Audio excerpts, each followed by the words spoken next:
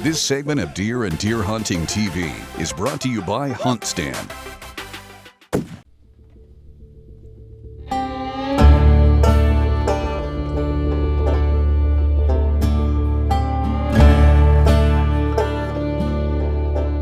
Let's first define the problem. What kind of predators are out there for deer?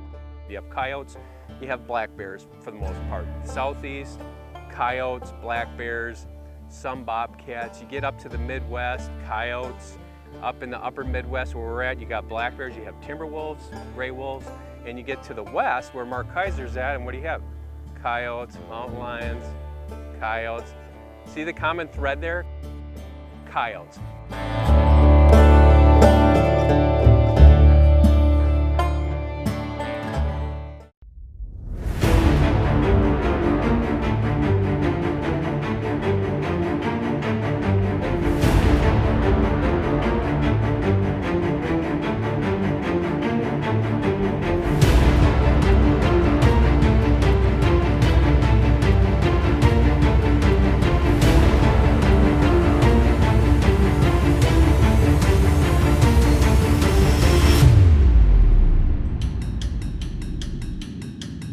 This is where it all begins.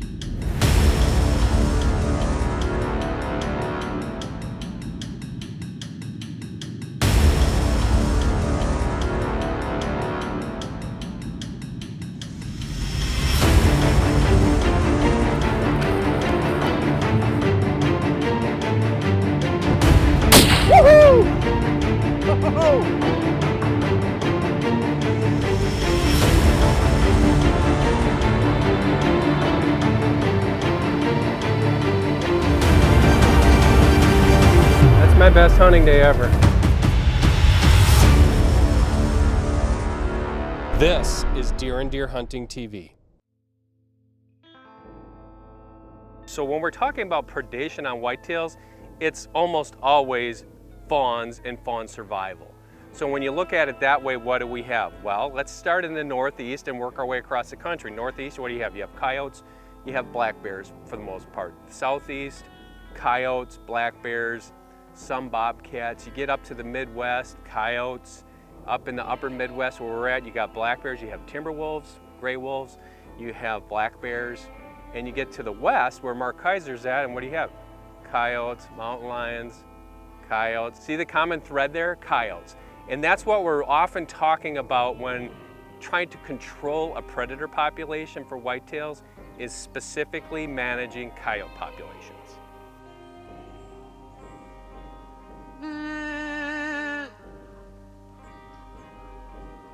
So remember what I said to first start this episode. We try to control everything. And with coyotes, we try to control their populations. But let's back up for a second first. Do we really need to control those populations, and will it have any effect on the whitetail population? The one thing you need to understand is if you're living in an area with coyote predation on fawns, chances are you're living in an area that has a high deer density and a high productivity rate. Those things are often overshadowed because they're complicated. It's complex science when you're looking at productivity rates, especially among whitetails and in different parts of the country. Now, if you get into it and you talk to a biologist, they will actually give you numbers for productivity rate and what they call is a fawning rate for particular does. And when we talk about that, it's does of fawn-bearing age. A good area where I'm at is 0.6. So what they say, 0.6 fawns per doe. So what does that mean? That's a half of a fawn per doe on average, is how many fawns are actually going to survive to their first birthday. That doesn't mean that these does aren't having twins, because they normally are, but only half of them are surviving.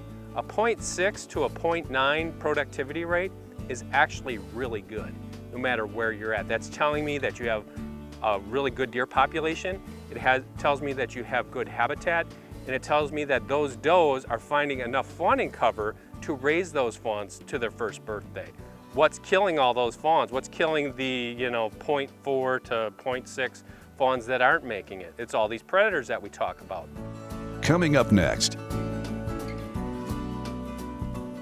Based on what we've seen in the research, you have to remove a significant portion of a predator population on an area before we start to even see marginal and much less substantial improvements in what we're often looking for, which is fawn survival, which leads to recruitment, which leads to population growth. Deer and Deer Hunting is brought to you by Cuddyback, CuddyLink, 24 cameras, one cell plan, $10 per month. Hornady, accurate, deadly, dependable. Get armed and deadly with Easton FMJ arrows. And by Scent Killer Gold with Hunt Dry Technology Plus. Apply it, dry it, and go hunt.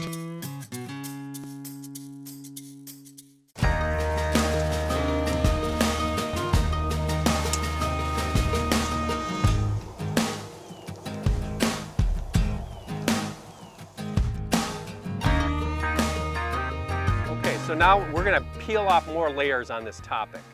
When we're talking about managing predators, specifically coyotes, what people ask me, should I trap them or should I hunt them? Hands down answer, trap them.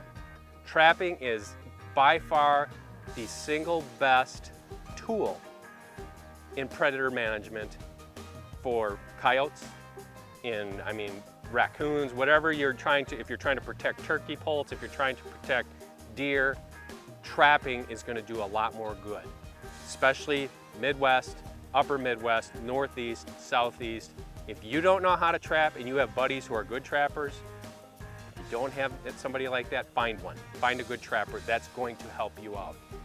Then people say, well, Dan, what about, does that mean I shouldn't shoot coyotes? I shouldn't go predator hunting? No, that doesn't mean that at all.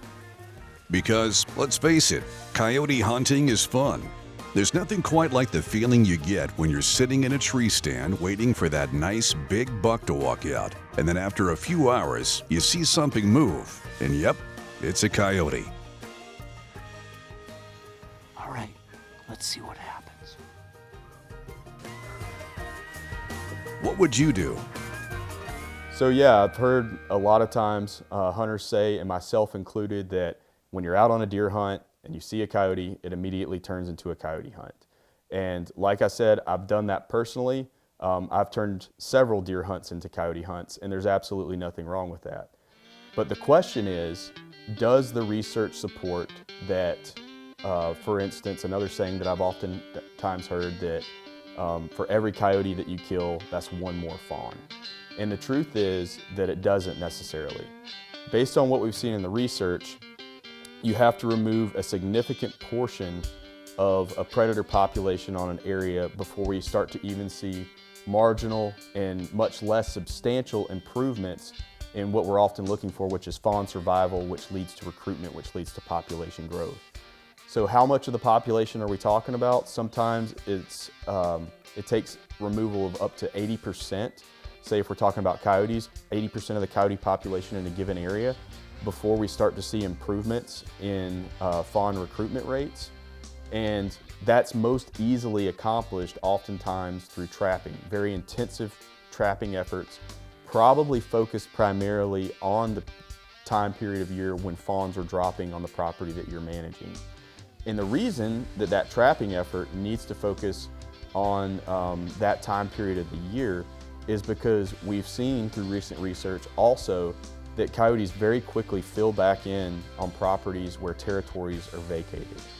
And in the past, a lot of times, both as biologists and as deer hunters, we think that the mechanism by which coyote populations recover following, let's say, intensive shooting, intensive hunting, or intensive trapping is by compensatory reproduction. You shoot a bunch of them, their reproductive rates go up, and the population recovers the next year. But what we're finding through GPS tracking of coyotes is that it doesn't take a whole year for that population to respond following population reduction by trapping or hunting, but rather it can happen in a matter of weeks. And the way that that occurs is through immigration of new individuals who previously did not have territories coming into that area. So basically, we don't even have to go through an entire reproductive cycle for coyotes to repopulate an area, because we have numbers of individuals in the surrounding areas that are looking for territories to occupy, and when those territories become vacant, they quickly fill back in, leading to a rebound in the coyote population almost immediately following the reduction in that population. And for the most part, that's true. But I disagree with a lot of biologists on this point because I think the individual landowner, the individual hunter, can definitely have an effect. And the example that I often use here, and it might be a simplistic one, but it's no different than me trapping chipmunks in my vegetable garden in summer. Now think about that. I know you do the same thing. When you're killing chipmunks, they're not eating your strawberries, right? And it's affecting your property. Is it affecting the 60 acres around you of woods? No, it's not. But in your little micro area, it is. You can definitely affect or improve fawn productivity rates on your land with a little work on predator management.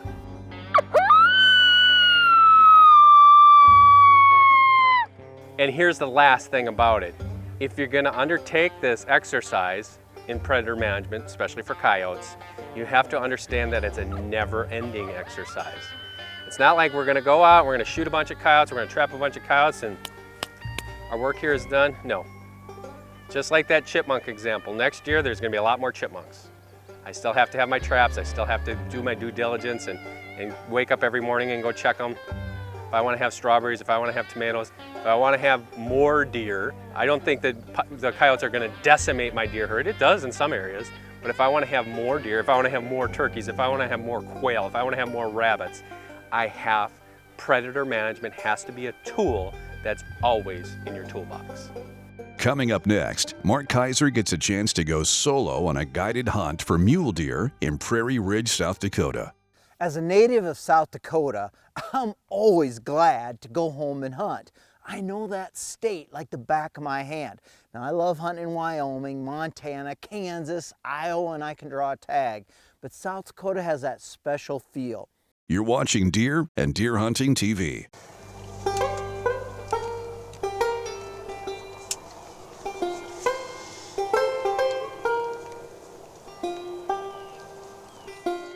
This segment is brought to you by Outdoor Edge. There's never a dull moment with their razor-sharp replaceable blade knives.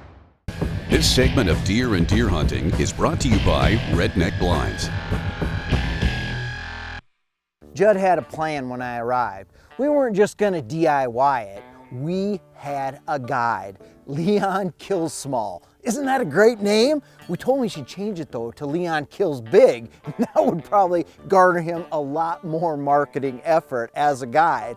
But Leon was perfect. He knew the reservation inside and out. He knew where the deer were living, he knew where the whitetails were living, and he knew where the mule deer were living.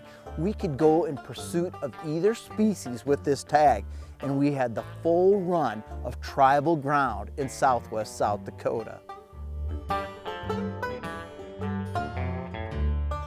We needed to find a mature buck. Didn't matter if he was a giant or whatnot. I was going to be happy with any mature older buck that I could find and make a good stalk on. And that buck showed up right at the break of dawn.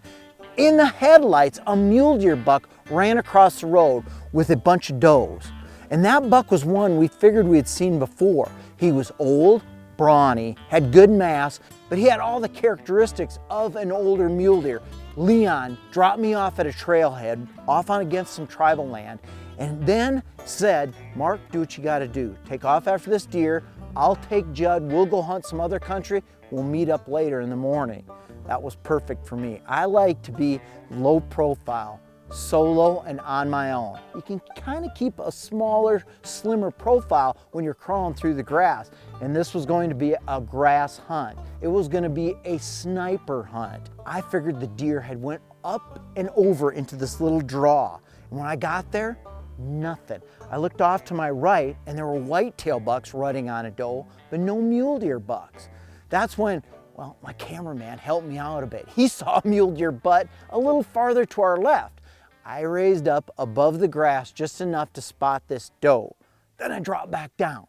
I didn't want to get seen, and I had enough terrain to make another big move to get closer to see if that was the entire group and if the buck was with them. The next time I crawled for maybe 50, 60 yards on my hands and knees and finally peeked up. That's when I went into real sniper mode. I got as low as I could on my belly, pushing my rifle ahead of me, finally getting enough vantage point where I figured I could raise up the rifle on my bipods and make a good shot. Oh, they're moving. Jump the fence.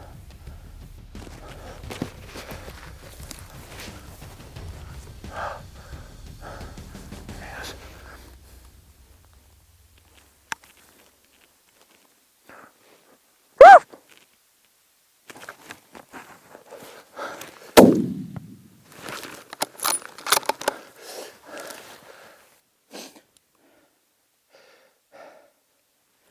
That's how they do it on the Pine Ridge Reservation.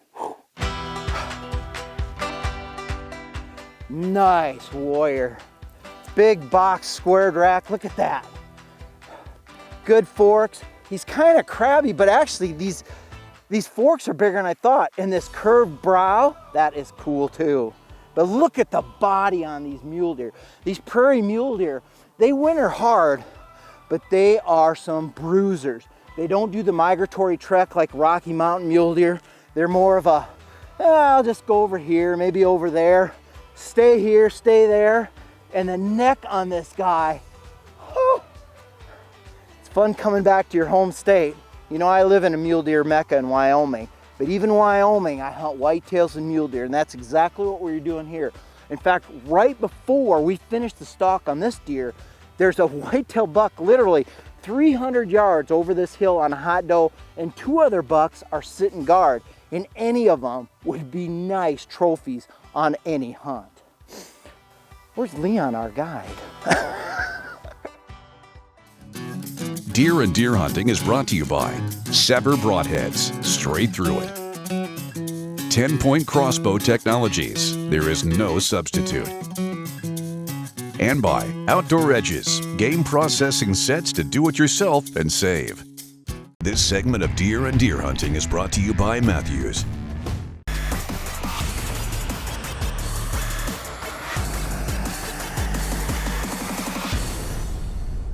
Okay, so we're talking about bow hunting today, especially equipment. And this is one of the biggest mysteries for a lot of bow hunters. The arrow. Should I be shooting carbon or should I be shooting aluminum? Or both? I'll get to that in a minute. Right off the bat, I'm going to tell you, you can kill a deer with a carbon arrow or aluminum arrow or a wood arrow out of older bows. It's really personal preference. And the differences between carbon and aluminum basically come down to what type of bow hunter are you.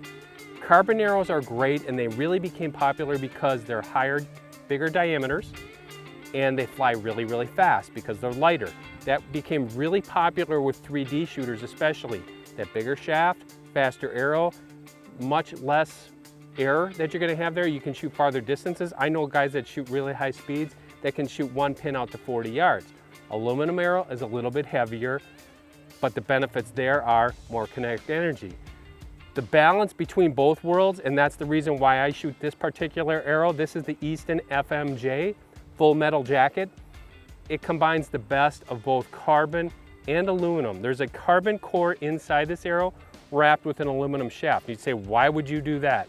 Well, carbon core is going to add strength and weight to that arrow, and the aluminum makes it straighter. There is nothing straighter in archery than an aluminum arrow. So the differences is better accuracy, longer range kinetic energy, and more force on whitetails. We're going to talk about that again in another topic, but for the most part, when you're thinking about arrows, carbon or aluminum, pick one that suits you and your shooting style, and you're going to be a much happier bow hunter.